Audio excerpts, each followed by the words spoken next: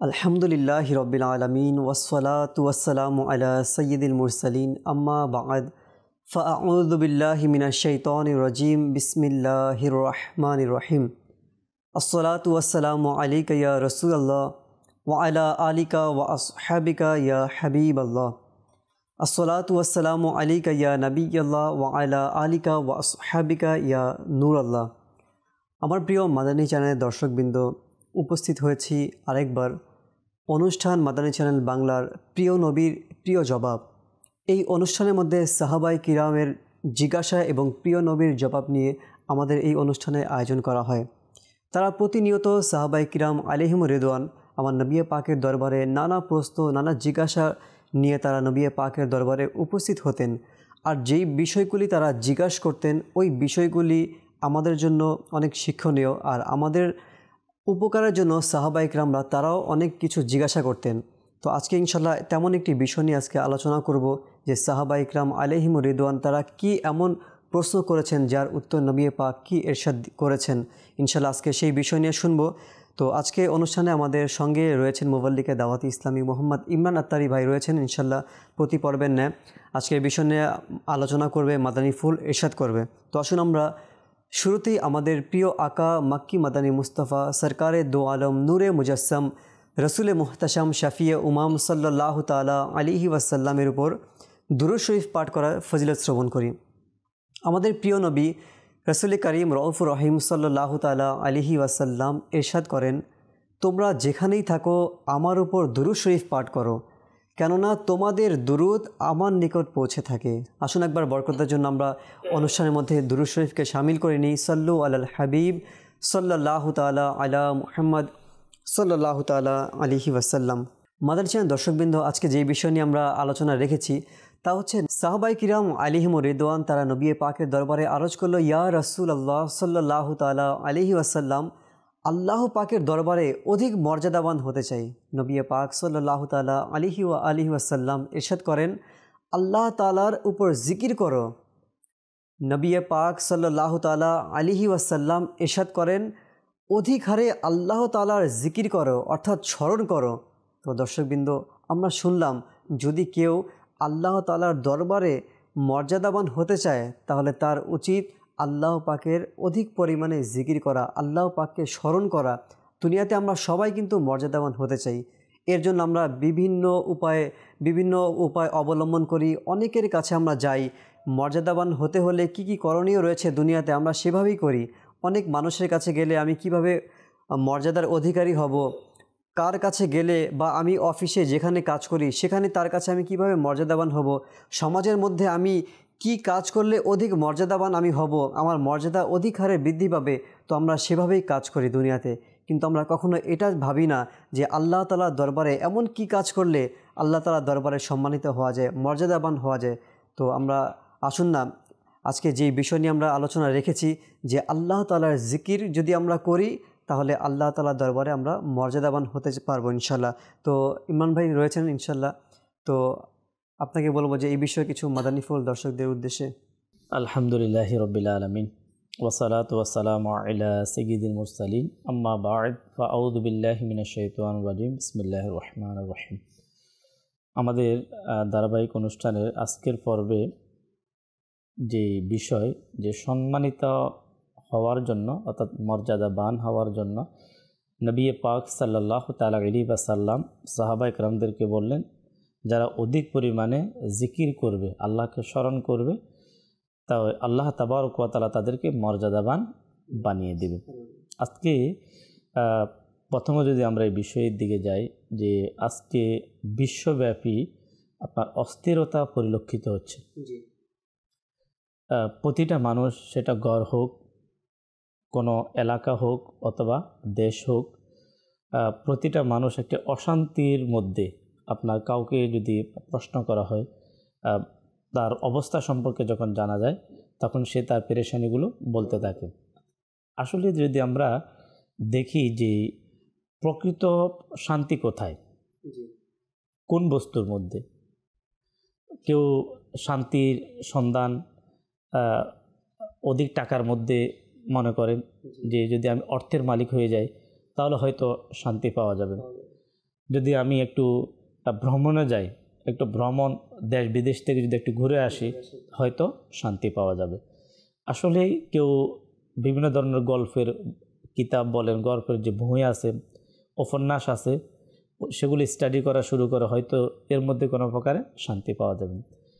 আসলে প্রতিটা মানুষ কিন্তু একটা হচ্ছে সুখ, একটা হচ্ছে শান্তি। সুখ বলতে কি, একটু উন্নত মানের খাবার, উন্নত মানের বিছানা, বাসস্থান, উন্নত মানের পোশাক পরিচ্ছদ। কিন্তু শান্তি, মনের যে প্রশান্তি যেটা, এটা এহসান ভাই, এটা কখনো কোটি টাকা দিয়েও এটা মনের প্রশান্তি কখনো কিনা সম্ভব নয়। যদি আমরা আল্লাহ তাবারক ওয়া তাআলার পাক কালাম কোরআনকে যদি আমরা শুরুতে যদি আমরা প্রশ্ন করি, হে আল্লাহর কালাম, তুমি আমাদেরকে জানিয়ে দাও যে প্রকৃত শান্তি কোথায়, তখন কোরআন আমাদেরকে বলে দিবে আল্লাহর স্মরণের মধ্যে হৃদয়ের প্রশান্তি নিহিত।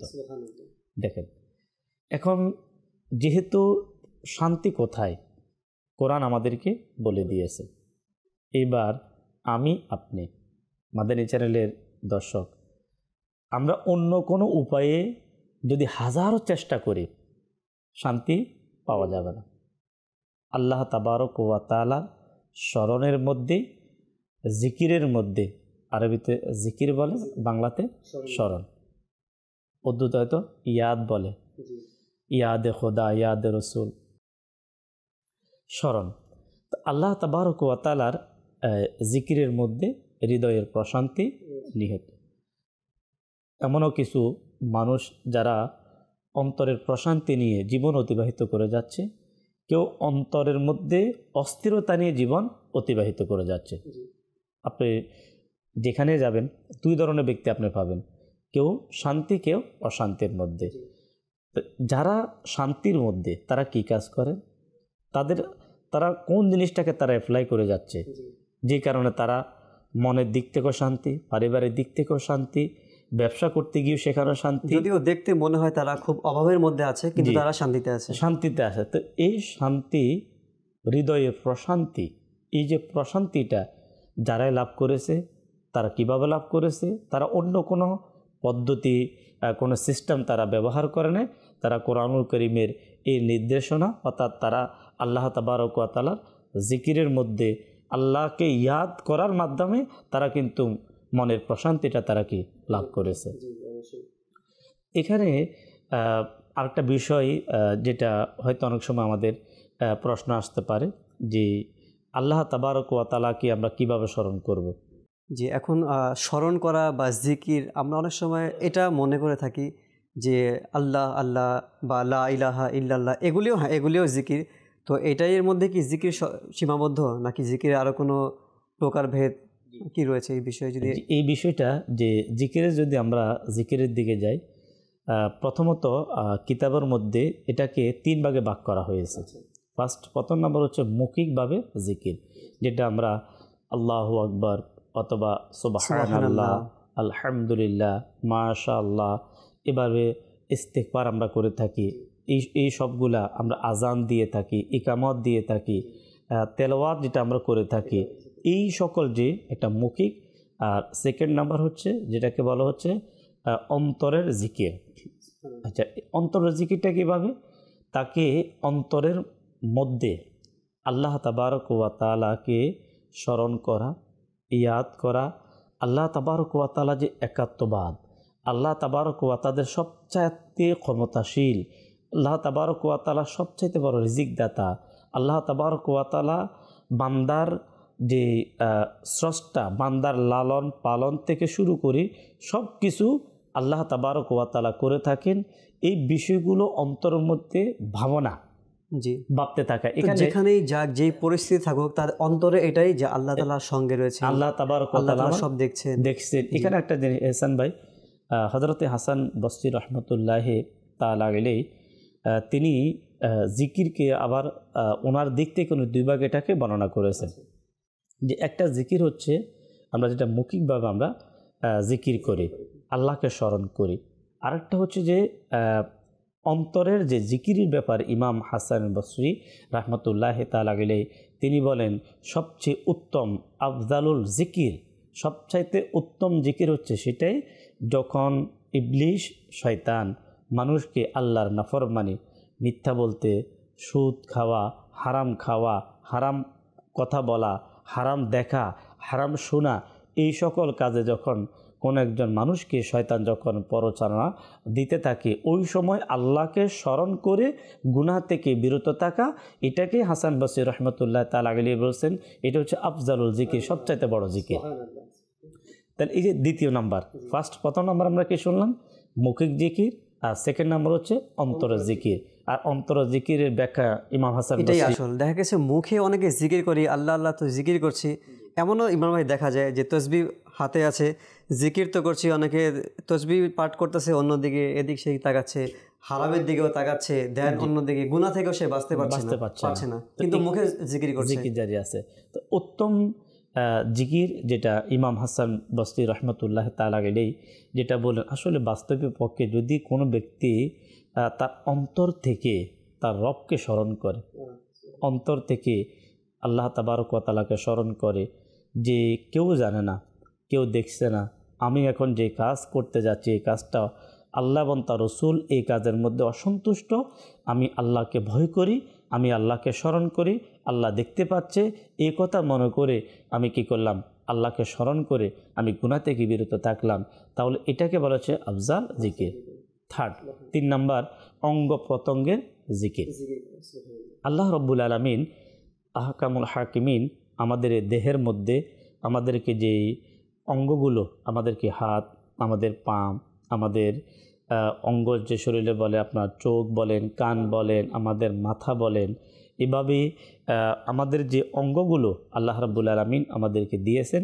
তো উলামায়ে কেরাম কিতাবের মধ্যে উল্লেখ করেন অঙ্গ প্রত্যঙ্গ দ্বারা যে উদ্দেশ্যে আল্লাহ তাবারক ওয়া তাআলা যে বস্তু আল্লাহ রাব্বুল আলামিন দিয়েছেন, আল্লাহ তাবারক ওয়া তাআলা আমাদেরকে হাত দিয়েছেন, এই হাত দিয়ে আমরা আল্লাহ তাবারক ওয়া তাআলার হুকুমকৃত যে কাজগুলো যদি আমরা করি তাহলে হাতের জিকির আদায় হবে।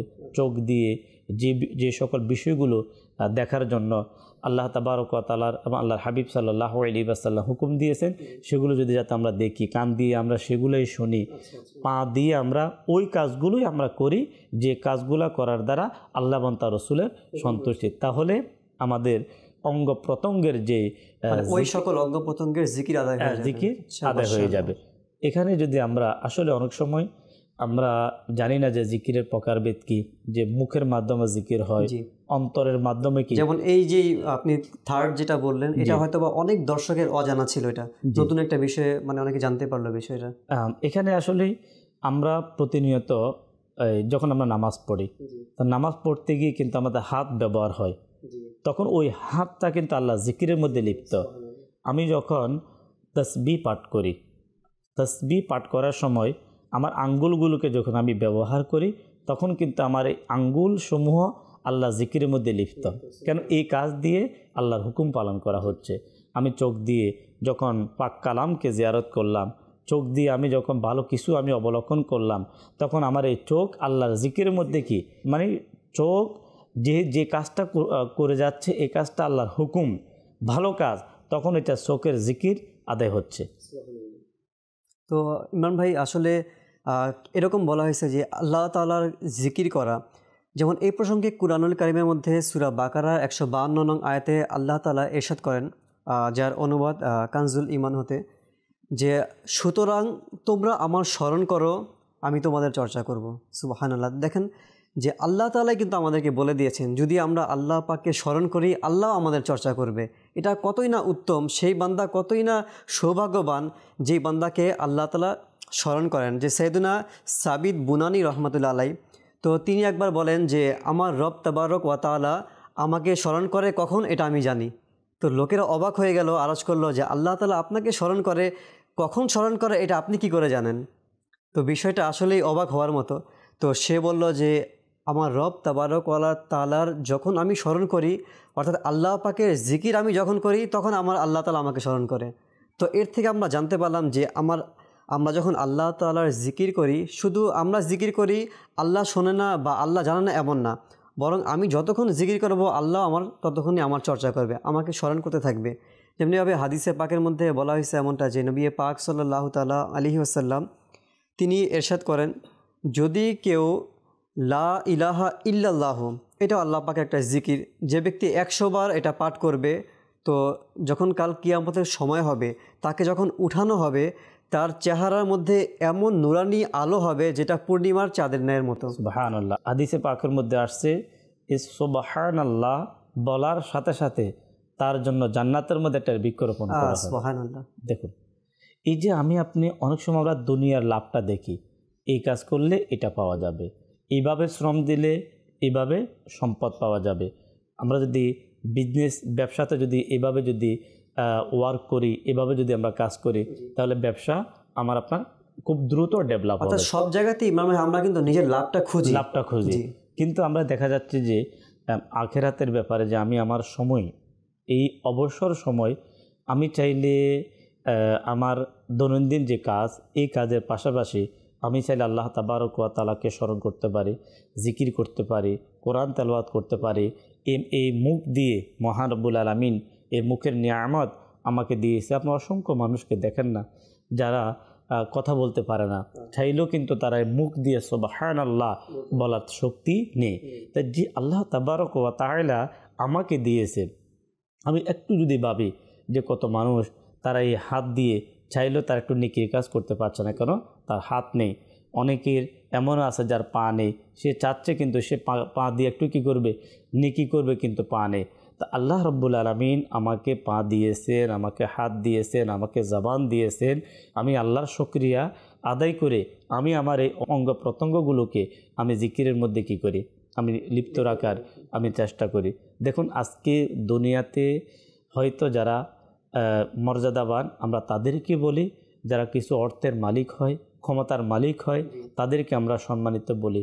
কিন্তু প্রকৃত সম্মানিত হচ্ছে এহসান ভাই তারা যারা কাল কিয়ামতের ময়দানে আল্লাহর পক্ষ থেকে মর্যাদাবান হবে। হাদিসে পাকের মধ্যে সাহাবা একরাম প্রশ্ন করলেন যে ইয়া রাসূলুল্লাহ সাল্লাল্লাহু তাআলা আলাইহি ওয়াসাল্লাম, যে সবচাইতে কাল কিয়ামতের ময়দানে মর্যাদাবান সম্মানিত ব্যক্তি কে হবে?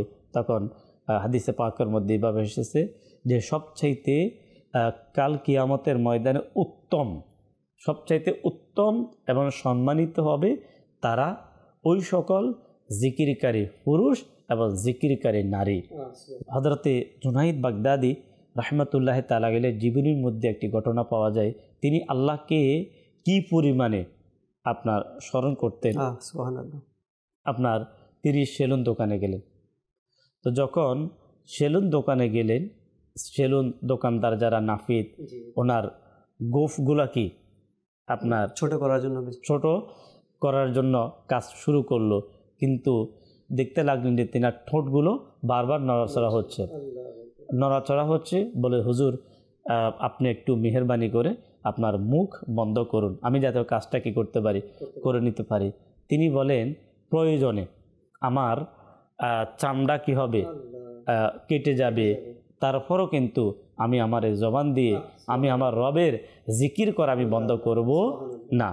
দেখুন, একদিকে আল্লাহর ওলিরা তাদের এই যে সময় আপনার জিকির করার প্রয়োজন না, একটি কাজের মধ্যে আছে, ভালো কাজের মধ্যে, কোনো খারাপ কাজ নাই, পরিষ্কার পরিচ্ছন্নতা ইমানের অঙ্গ, শরীরের পরিচ্ছন্নতার একটি কাজের মধ্যে তিনি আছেন, তখন আল্লাহকে স্মরণ করেন। আর আমরা অলস অবস্থায় কেউ হোটেলে বসে আছি, কেউ ঘরে বসে আছি, কোনো কাজ নেই। আমি চাইলে, যেমন লকডাউনের যে সময়গুলা, যখন আমরা দেখতে পাই যখন লকডাউন হয়, এই সময়গুলোতে আমরা মেজরিটির সময় অনেকে ঘরের মধ্যে থাকে।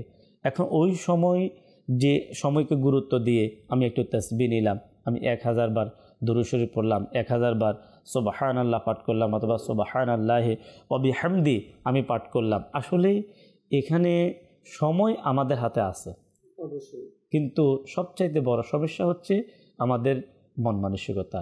কামিয়াব কারা? কামিয়াব হচ্ছে তারাই যারা তার সময়কে অলসতা অবহেলায় নয়, কোনো না কোনো জিকিরের মধ্যে নেক আমলে ভালো কাজে অতিবাহিত করে। একটি হাদিস শরীফ স্মরণ হয়ে গেল যে জান্নাতবাসীরা জান্নাতের মধ্যে তাদের কোনো আফসোস থাকবে না, কিন্তু একটা আফসোস তাদের মধ্যে থাকবে, জান্নাতে যেও আফসোস। জান্নাতে যাওয়ার পরেও তাদের মধ্যে একটি আফসোস থাকবে।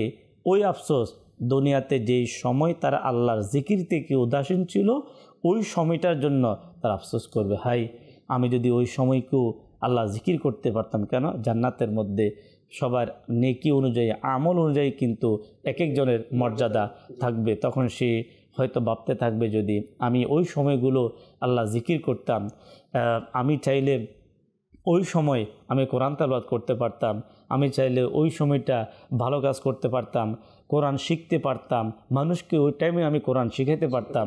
কিন্তু আফসোস, কোনো ব্যক্তি দুনিয়া থেকে যাওয়ার পর যদি মালাকুল মউত আজরাইল আলাইহিস সালাতু ওয়াস সালাম চলে আসে, তখন যদি কেউ যদি ভাবতে থাকে, হাই আফসোস আমার 30 বছর 40 বছর 50 বছর আমার জিন্দিগি থেকে চলে গেল, আমি কি করলাম? তখন হয়তো আমার আপনার এই আফসোস কোনো কাজে আসবে না। এখন আমরা আফসোস করি ইমরান ভাই, কিন্তু এই আফসোস করলে এখনও কাজে আসতে পারে। যদি আমি এখন আফসোস করে আল্লাহ তাআলার জিকিরে লেগে যাই, হতে পারে আমি কামিয়াব হব, কিন্তু আফসোস তো করবোই একদিন না একদিন, কিন্তু সেই আফসোস কাজে আসবে না। বাস্তবে কি? আর ইমরান ভাই, জিকিরের আসলে অসংখ্য ফজিলত, যেহেতু আজকে এই বিষয়ে আলোচনা হচ্ছে, তো যেহেতু আমাদের অনুষ্ঠানের সময় অত বেশি থাকে না, তো জিকিরের ফজিলত এমন, যেমনিভাবে একটি হাদিসে পাকের মধ্যে নবী পাক সাল্লাল্লাহু তাআলা আলাইহি ওয়াসাল্লাম তিনি ইরশাদ করেন, তো এক ব্যক্তি বলা হচ্ছে যে সম্পদ ব্যাগ ভর্তি মানুষদের মাঝে বন্টন করছে, তাকসিম করছে। এটা কিন্তু অনেক নেকির কাজ, মানুষদের মাঝে সম্পদ দেওয়া, এটা অনেক একটি নেকির কাজ। তো বলা হয়েছে আরেক ব্যক্তি অন্যদিকে আল্লাহ তাআলা জিকির করছে, তো নবী পাক বলেন যে ওই ব্যক্তি উত্তম যে আল্লাহ তাআলা জিকির করছে। শুধু দেখেন, এই চাইতো যেটা আরও উত্তম কাজ, যদি কোনো ব্যক্তি আল্লাহর পথে যুদ্ধ করে, যেটা পূর্বে সাহাবা একরামের যুগে ছিল, আল্লাহর পথে যুদ্ধকারী যারা আপনার যুদ্ধ করলো, গাজী হয়ে গেল, ওই সকল ব্যক্তিদের চাইতো অধিক উত্তম বলা হয়েছে জিকিরকারীকে। আল্লাহ তাবারক ওয়া তাআলার যত সৃষ্টি, প্রতিটা সৃষ্টি কিন্তু আল্লাহকে স্মরণ করে। যেমন কিতাবের মধ্যে আসছে, মুসা আলাইহিস সালাতু ওয়াস সালাম তিনি একবার জঙ্গলের দিকে গেলেন। যখন জঙ্গলে প্রবেশ করলেন, জঙ্গলে প্রবেশ করে তিনি জিকির করা শুরু করলেন। আল্লাহকে যখন স্মরণ করা শুরু করলেন, একবারে নিস্তব্ধ, কোনো আওয়াজ নেই, মনে মনে ভাবতে লাগলেন, এখানে আল্লাহকে স্মরণ করার মতো আমি ব্যতীত কেউ নেই। আল্লাহ রাব্বুল আলামিন পশু পাখিদেরকে ঘোষণা করলেন, ইশারা দিলেন, তারা যাতে জিকির শুরু করে। তখন চতুর্দিক থেকে পশু পাখি, গাছপালা, জঙ্গলের যা কিছু, সবার জবান থেকে কি জিকির আওয়াজ শুরু হয়ে গেল। দেখতে লাগলেন পাখিরাও জিকির করে, দেখতে লাগলেন গাছও জিকির করে, দেখতে লাগলেন লতা পাতাও জিকির করে। মানে এমন কোনো ওই জঙ্গলের কোনো সৃষ্টি বাকি নেই যার জবান থেকে আল্লাহর জিকিরের দুনিয়া আসছে। কিতাবের মধ্যে এই বিষয়ে মানে বলা হয়েছে এটা, যে আল্লাহ তাআলার সৃষ্টি জগতের এক একটা সৃষ্টির জিকিরের ধরন এক এক রকম, মানে তাদের স্টাইলে। আমাদের স্টাইল যেমন আমরা জিকির করি, পশু পাখির যে স্টাইল রয়েছে তারা ওই স্টাইলে জিকির করে, কিন্তু আমরা বুঝি না। আল্লাহ রাব্বুল আলামিন এই ক্ষমতা দান করলেন কাকে? মুসা আলাইহিস সালাতু ওয়াস সালামকে। তখন মুসা আলাইহিস সালাতু ওয়াস সালাম অবাক হয়ে বললেন যে, মাওলাই করিম, আল্লাহ জমিনের নিচেও কি তোমার জিকির হয়, তোমার প্রশংসা হয়? তখন আল্লাহ তাবারক ওয়া তাআলা হুকুম করলেন, হে মুসা, তোমার হাতে যে লাঠি, এই লাঠিকে তুমি জমিনের মধ্যে আঘাত করো। আঘাত করার সাথে সাথে কিতাবের মধ্যে পাওয়া যায় একটা আপনার নহর, অর্থাৎ একটি পানির নহর সেখান থেকে সৃষ্টি হলো। এরপরে বললেন আপনি সে পানির উপর আঘাত করেন। আঘাত করার সাথে সাথে সেখান থেকে একটি পাথর বের হলো। বলল যে আপনি এখন পাথরের মধ্যে আঘাত করেন। যখন পাথরের মধ্যে আঘাত করলেন, তিনি অবাক হয়ে গেলেন, ওই পাথর দ্বিখণ্ডিত হয়ে সেখান থেকে একটি সবুজ পাখি বের হলো। যখন সবুজ পাখি বের হলো, মুসা আলাইহিস সালাতু ওয়াস সালাম পাখিটিকে প্রশ্ন করলেন, তোমার জন্ম হয়েছে আজ থেকে কত কাল আগে? কিতাবের মধ্যে লেখা হয়, পাখিটি বলতে লাগলো, আমার জন্ম হচ্ছে আজ থেকে 300 বছর, 300 বছর পূর্বে। অতঃপর তিনি বললেন, তোমার কাজ কি? যে আল্লাহ তাআলা এই পাথরের মধ্যে তোমার কাজ কি? সে বলল আল্লাহ তাআলার জিকিরের চাইতে উত্তম কাজ আর কি হতে পারে। দেখুন, বললেন হে মুসা, আল্লাহ তাআলা আমাকে দিনে 2 বার শুধু পানি দেয়, কিন্তু আমি এই ভয়ে ওই পানি আমি পান করি না। কখনো আবার এমন যেন না হয় পানি মুখে নেব আর ইতিমধ্যে আমার মৃত্যু এসে যাবে। দেখুন মানে কেমন ভিতর ভয় যে মৃত্যু এসে যাবে, এই কথা বলতেই সেটা পাথরের ভিতর অদৃশ্য হয়ে গেল, পাথরটিও পানির নিচে চলে গেল, অতঃপর ভূপৃষ্ঠ সমতল হয়ে গেল। যে আল্লাহ তাবারক ওয়া তাআলার সমস্ত সৃষ্টি কিন্তু তার স্মরণের মধ্যে মগ্ন, কিন্তু একমাত্র মানুষ জাতি, একমাত্র আমরা যারা মানুষ জাতি, আমাদের আল্লাহ রাব্বুল আলামিন কত বড় দয়া, আল্লাহ আমাদেরকে সৃষ্টি জগতের শ্রেষ্ঠ। ইমরান ভাই, মুফাসসিরিনগণ তারা বলেন যে মানুষ যখন দরজা খোলে তো দরজা খোলার যে আওয়াজ হয় এটাও আল্লাহ তাআলার জিকির। যেমন কেউ হাত দিয়ে সে কোনো কাজ করছে, যেমন আমাদের ঘরের মধ্যে মা বোন যারা, তারা দেখা যাচ্ছে ঘরের মধ্যে রান্নার কাজে বিভিন্ন কাজে তখন সহযোগিতা করে। এই সময় যে আমরা যে কাজ করি, কিন্তু তখন আমাদের মুখ কিন্তু খালি, মানে আমি চাইলে আমি ওই মুখ দিয়ে ওই সময় জিকির করতে পারি, সুবহানাল্লাহ, আলহামদুলিল্লাহ, মাশাআল্লাহ, অথবা দুরূদ শরীফ সাল্লাল্লাহু আলা মুহাম্মদ। আমরা যারা বিভিন্ন সময় রাস্তা দিয়ে হাঁটতে থাকি, রাস্তা দিয়ে যখন আমরা হাঁটি, যখন ঘর থেকে দোকানে যাই, দোকান থেকে ঘরে আসি, অথবা আমরা বাজারে যাই, অথবা আমরা এক এলাকা থেকে অন্য এলাকাতে আমরা গাড়ির মধ্যে বসে থাকি, অনেক লম্বা জ্যামের মধ্যে লম্বা কাজ থাকে না, ওই সময় আমরা জ্যামের মধ্যেও আমরা থাকি। এভাবে কিন্তু আমাদের প্রতিদিন কয়েক ঘন্টা আমরা কিন্তু অবসর অবস্থা আমাদের টাইম থাকে। ওই সময় চাইলে আমরা আমাদের আখিরাতের জন্য সামান, আখিরাতের জন্য আমি আপনি কিন্তু জিকির করে আল্লাহকে স্মরণ করে আমি কিন্তু নেকির ভান্ডার আমি কি করতে পারি, তৈরি করতে পারি। এক বুজুর্গ রহমতুল্লাহ তাআলা আলাইহির একটি কল, যেটা দাওয়াত ইসলামের সোশ্যাল মিডিয়ার আমাদের যে অফিসিয়াল পেজের মধ্যে আমি দেখতে পেলাম। বুজুর্গ রহমতুল্লাহ তাআলা আলাইহি বলেন যে যখন কোনো বড় মহামারী, বড় কোনো বিপদ, যেটা সবচাইতে বড় বিপদকে, বিশেষ করে মহামারীকে কিন্তু বড় বিপদ হিসাবে নিয়ে থাকে, যখন কোনো মহামারী এসে যেত তখন আমি সেটাকে প্রতিহত করার জন্য আমি তাসবিহ ব্যবহার করতাম। তো তিনি বলেন তাসবিহ মানে আমি ওই সময় নিজেকে আল্লাহ তাবারক ওয়া তাআলা জিকিরের মধ্যে, স্মরণের মধ্যে নিজেকে নিয়োজিত করে রাখতাম। এর মাধ্যমে আল্লাহ তাআলা আমাকে সেই মহামারী থেকে আমাকে হেফাজত করতেন। তো সর্বশেষ এটাই বলবো যে নবী পাক সাল্লাল্লাহু আলাইহি ওয়াসাল্লাম যে কাজের মধ্যেই আপনার মর্যাদার কথা বলেছেন, ওই কাজটাই আমরা আমাদের মধ্যে বাস্তবায়ন করি, তাহলে দুনিয়ার কেউ আমাকে আপনাকে মর্যাদা দেওয়ার প্রয়োজন হবে না, আল্লাহর পক্ষ থেকে আমরা মর্যাদাবান হয়ে যাব ইনশাআল্লাহ। দর্শকবৃন্দ, খুব চমৎকার আলোচনা করেছেন আমাদের মুবাল্লিগে দাওয়াত ইসলামী ইমরান আতারি ভাই। তো আশা করি আমাদের অন্তরের মধ্যেও এই জাজবা, এই উৎসাহ আমাদের সৃষ্টি হয়েছে আল্লাহ তাআলার উপর জিকির করা। তো আসুন না আমরা নিয়ত করি এখন থেকে আমাদের যেই সময় আমাদের অতিবাহিত হচ্ছে, বিশেষ করে এই কঠিন সময়গুলিতে আমরা আমাদের জীবনকে অতিবাহিত করছি, এই সময় যেন আমরা অবহেলায় না কাটিয়ে, অহেতুক কাজকর্মে না কাটিয়ে, গুনাহের মধ্যে না ডুবে থেকে আমরা চেষ্টা করি, নিয়ত করি যেন এই কাজগুলি আল্লাহ তাআলার ইবাদতের মধ্যে, নেকির মধ্যে আমরা কাটাবো। আর এর জন্য দাওয়াতি ইসলামী আলহামদুলিল্লাহ এমন একটি নেক পরিবেশ। তো আপনি যদি এখানে আসেন, দাওয়াতি ইসলামীর সকল দিনই যে কাজগুলি রয়েছে এখানে আপনি ইনভলভ হয়ে যান। বিভিন্ন কাজ, যেমন সাপ্তাহিক সুন্নতে পড়া ইজতেমা হয়ে থাকে বৃহস্পতিবারে, প্রতি সপ্তাহে 3 দিনের মাদানী কাফেলা হয়ে থাকে, আমাদের 7 দিনের নামাজ কোর্স হয়ে থাকে, এইভাবে বিভিন্ন কোর্স আমাদের হয়।